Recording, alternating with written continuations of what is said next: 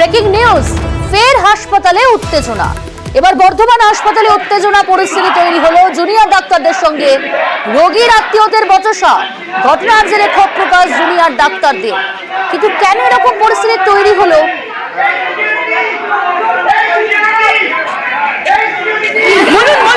বলুন আপনি পালাতে পারেন না আপনি। আপনার দায়িত্ব এখানে, আপনি চেয়ারে বসে থাকেন এখানে, আপনি পালাতে পারেন না।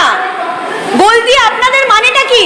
আমরা একভাবে ডিউটি করি দাদা, 24 ঘন্টা ডিউটি আমরা করি, একভাবে ডিউটি করি। শরদিন্দু রয়েছে সহকর্মী। শরদিন্দু, কেন এরকম পরিস্থিতি তৈরি হলো?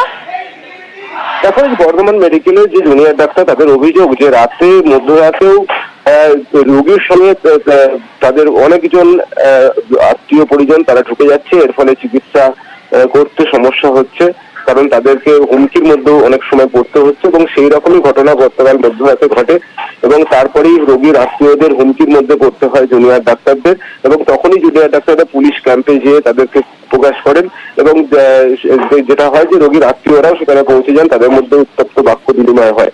এবং এই ঘটনাতেই তারা যথেষ্টই নিরাপত্তার অভাব বোধ করছেন। তারা জিবি মিটিং করবেন, জিবি মিটিং করে এই ব্যাপারে সিদ্ধান্ত নেবেন বলে তারা জানিয়েছেন। অন্যদিকে রোগীর আত্মীয়দের অভিযোগ যে নিরাপত্তা রক্ষীরাও তাদের সঙ্গে দুর্ব্যবহার করেছে। সব মিলিয়ে এই ঘটনাকে কেন্দ্র করে নতুন করে একটা উত্তেজনা পরিস্থিতি তৈরি হয়েছে বর্ধমান মেডিকেল কলেজ হাসপাতালে। বেশ, ধন্যবাদ।